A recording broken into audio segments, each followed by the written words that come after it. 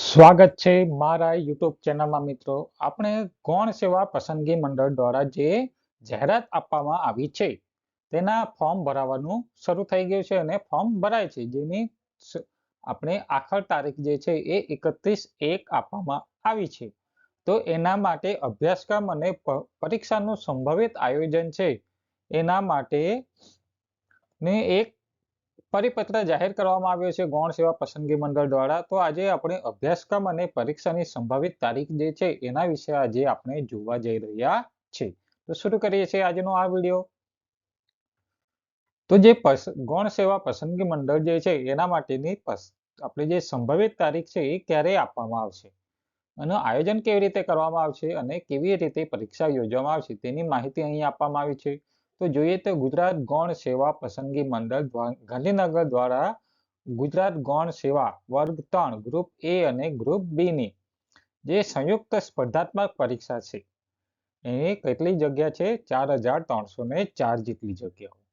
તો એની પ્રક્રિયા ભરવાની યાદી તૈયાર કરવા માટે ઉમેદવારોએ ઓજસની વેબસાઇટ પર 31/1/2024 સુધી આપણે ફોર્મ ભરવાના છે. તો એના માટે શું છે?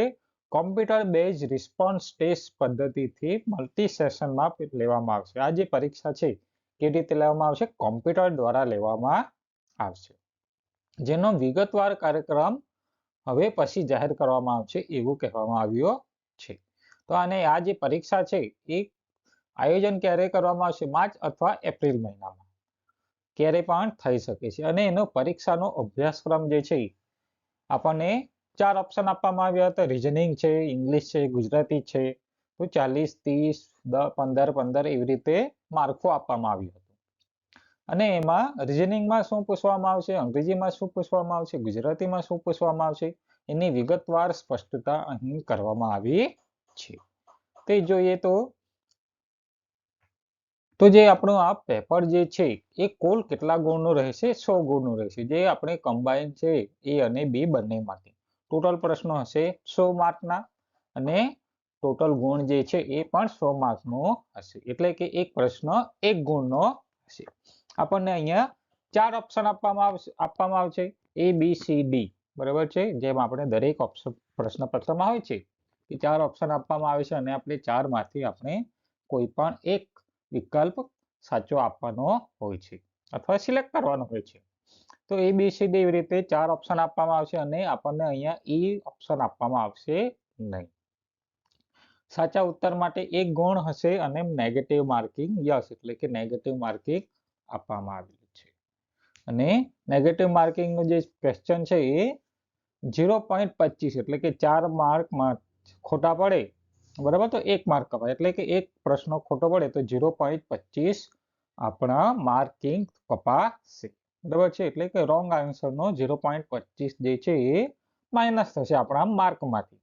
હવે જે લેંગ્વેજ છે એ કેવી રીતે આપવામાં આવે? 4 આપણને પાર્ટ આપવામાં આવે છે એ બી સી ડી. જેમ કે રીઝનિંગનો એ છે, એપ્ટિટ્યુડનું છે બી, ઇંગ્લિશ છે સી અને ગુજરાતી છે ડી. તો એ બી સી ડી એટલે કે અહીં જો આપવામાં આવ્યું છે એ બી અને ડી, એટલે કે આ જે છે પાર્ટ એ ગુજરાતી ભાષામાં હશે, જ્યારે અંગ્રેજીનો ભાગ છે એ અંગ્રેજીમાં જ હશે. કારણ કે આપણે અંગ્રેજીની ટેસ્ટ આપવાની હોય તો અંગ્રેજીમાં જ એ પ્રશ્નો આવે, જ્યારે રીઝનિંગના જે પ્રશ્નો છે એ આપણને આપણી માતૃભાષા એટલે કે ગુજરાતીમાં જોવા મળશે. હવે સિલેબસની વાત કરીએ તો સિલેબસ કેવી રીતે આપવામાં આવ્યો છે? તો સિલેબસ છે એમાં રીઝનિંગના જે છે એ કેટલા માર્ક છે? 40 ગુણ છે. તો એમાં અલગ અલગ આપવામાં આવ્યું છે પ્રોબ્લેમ ઓફ એજ, બરાબર, ઓન એજ, એટલે કે આપણને એજ આધારિત પ્રશ્નો જે છે, ઉંમર આધારિત પ્રશ્નો આપવામાં આવશે, બરાબર છે. ત્યાર પછી વેન ડાયાગ્રામ એટલે કે ચોરસ બોક્સ જેવા, ગોળ કુંડાળા જેવા આપણને પ્રશ્નો પૂછવામાં આવશે.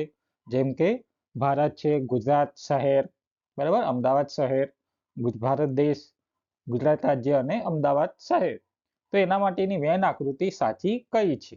એવી રીતે. અથવા માણસ છે, પુરુષ અને સ્ત્રી, એના માટેની વેન આકૃતિ સાચી કઈ છે? એવા પ્રશ્નો પૂછવામાં આવશે.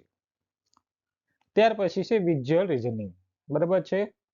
ત્યાર પછી છે બ્લડ રિલેશન એટલે કે આપણે લોહીના જે સંબંધો જે છે એની વાત કરવામાં આવી છે.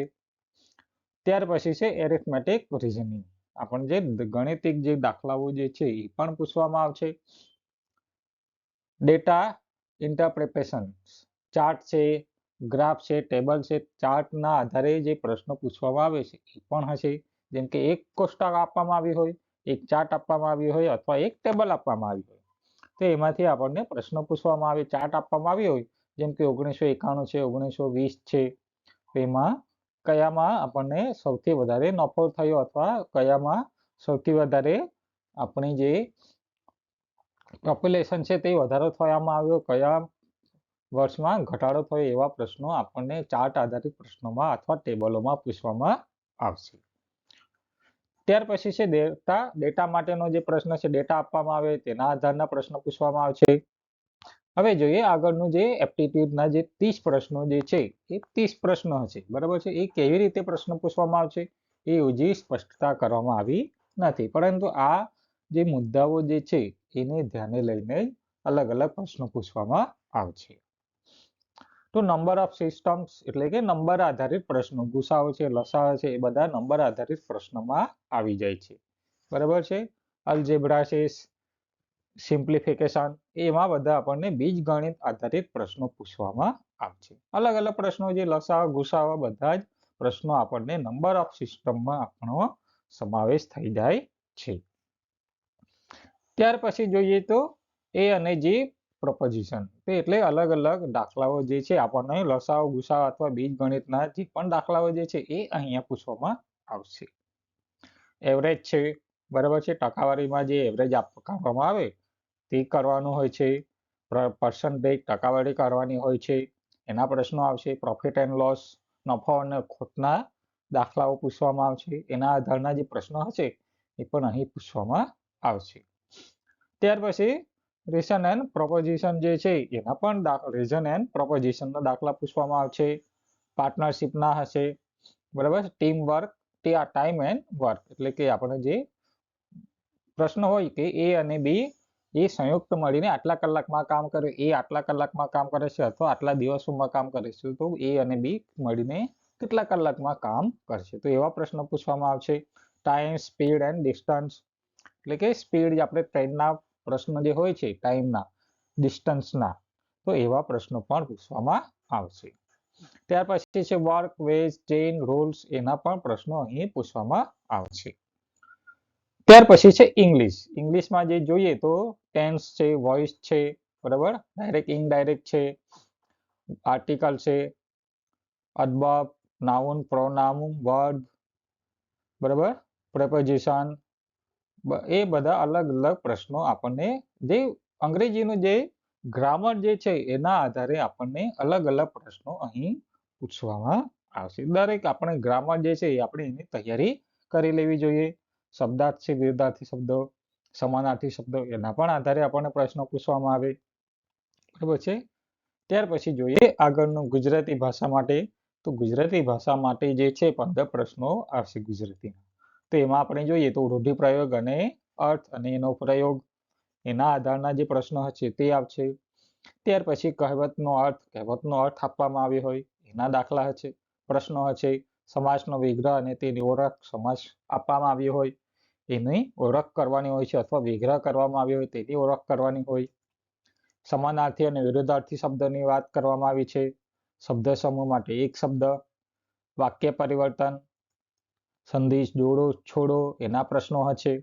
જોડણીની શુદ્ધિ કરવાની, એના પ્રશ્નો હશે. લેખન શુદ્ધિ, એના માટેના પ્રશ્નો હશે. ગદ્ય સમીક્ષા, એના માટેના પ્રશ્નો હશે. અર્થગ્રહણ, ગુજરાતી અંગ્રેજી ભાષાંતર, એના પ્રશ્નો છે. એટલે કે આ જે આપણને ગુજરાતીમાં જે પ્રશ્નો આપણને અલગ અલગ મુદ્દાઓને ધ્યાને લઈને પ્રશ્નો પૂછવામાં આવશે એ આપણને ટેટ અને ટાટની જે પરીક્ષા હતી લખાણની, વર્ણનાત્મક પરીક્ષા, તો એમાં પણ આપણને આ પ્રમાણેના પ્રશ્નો હતા, બરાબર છે. એના જ મુદ્દાઓ આપણને અહીં લેવામાં આવ્યા છે, એટલે કે એ આપણે તૈયારી કરવી ખૂબ જ આવશ્યક છે. તો આ પ્રમાણે આપણને પરીક્ષામાં આપણે જે ગૌણ સેવાની જે પરીક્ષા છે માર્ચ અને એપ્રિલ મહિનામાં લેવામાં આવશે એના આધારે આપણને અભ્યાસક્રમ આપવામાં આવ્યો છે, તો આ પ્રમાણે આપણને પ્રશ્નો પૂછવામાં આવશે. જો તમને આ વિડીયો ગમ્યો હોય તો વિડીયોને લાઈક કરો, ચેનલને સબસ્ક્રાઇબ કરો, જેથી આવનારા વિડીયોનું નોટિફિકેશન તમને મળતું રહે. ત્યાં સુધી બન્યા રહો મારી ચેનલ સાથે. આવજો, ધન્યવાદ, થેન્ક યુ, આભાર.